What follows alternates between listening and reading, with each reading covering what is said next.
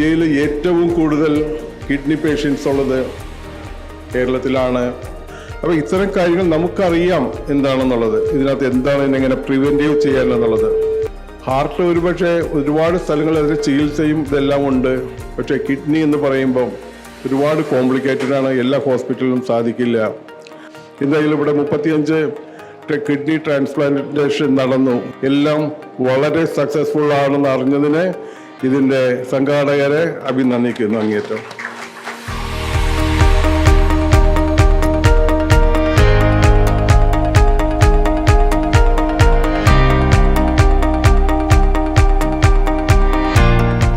ഈ പരിപാടിയിൽ ജീവധാര ഫൗണ്ടേഷനെ ക്ഷണിച്ചതിൽ അതിയായ നന്ദിയും സ്നേഹവും അറിയിച്ചുകൊള്ളുകയാണ്.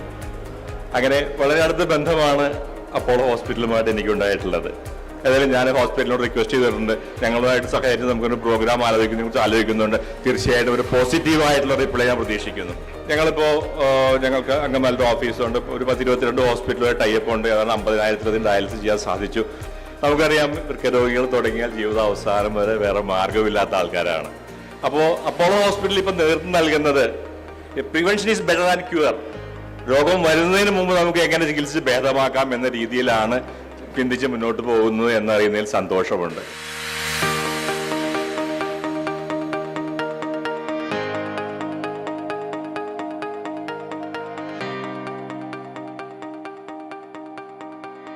ഈ അപ്പോളോ ഹോസ്പിറ്റലുമായിട്ട് ആ രീതിയിലുള്ള ഒരു MOU കൂടി ഞങ്ങൾ ആഗ്രഹിക്കുന്നുണ്ട്. കാരണം കേരളത്തിൽ ഒരു വൃക്കരോഗി പോലും,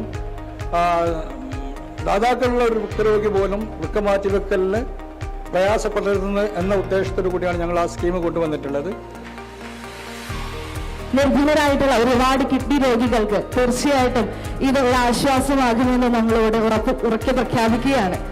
ഇനിയും ഒരുപാട് പേർക്ക് കിഡ്നി രോഗം ആ ഒരു വേദകാലം ബുദ്ധിമുട്ടുന്ന എല്ലാവർക്കും അതിൽ നിന്ന് ഒരു മോചനം ലഭിക്കുന്നതിന് വേണ്ടിയിട്ടും തുടർ ചികിത്സയ്ക്കും അതുപോലെ തന്നെ അവരുടെ മറ്റ് പ്രവർത്തനങ്ങൾക്ക് വേണ്ടിയിട്ടും അപ്പോളോ അറ്റ്ലക്സ് എന്നും കൂടെ ഉണ്ടായിരിക്കുമെന്ന് ഞങ്ങളിവിടെ ഉറക്കെ പ്രഖ്യാപിക്കുകയാണ്.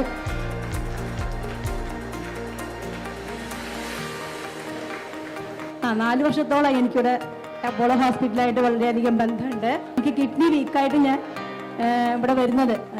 അപ്പോൾ ഡയാലിസിസിലൊക്കെ ചെയ്യാന്ന് പറയുമ്പോഴൊക്കെ പെട്ടെന്ന് നമുക്ക് കേട്ടപ്പോൾ തന്നെ നമുക്ക് വിഷമമായി. പ്രത്യേകിച്ച് വിവേകിന്റെ കോർഡിനേഷൻ, ചിരിച്ചുകൊണ്ടാണ് ഇവിടുത്തെ ഓരോ സ്റ്റാഫുകളും. അതാണ് അവരുടെ സക്സസ്. സ്മൈലിംഗ്, നമുക്ക് ഏറ്റവും വേണ്ടത് സ്മൈലിംഗ് ആണ്. ആ സ്മൈലിംഗ് ഉണ്ടെങ്കിൽ അത് നല്ല സക്സസ് ആവും. ഇവിടെ വരുമ്പോൾ തന്നെ നമുക്കൊരു ഹോസ്പിറ്റലായിട്ട് എനിക്ക് ഫീൽ ചെയ്തിട്ടില്ല. അതെന്റെ ഉള്ളിൽ നിന്ന് എടുത്ത് പറയണം, അത്ര നല്ലൊരു ഹോസ്പിറ്റലാണ് ഇവിടെ.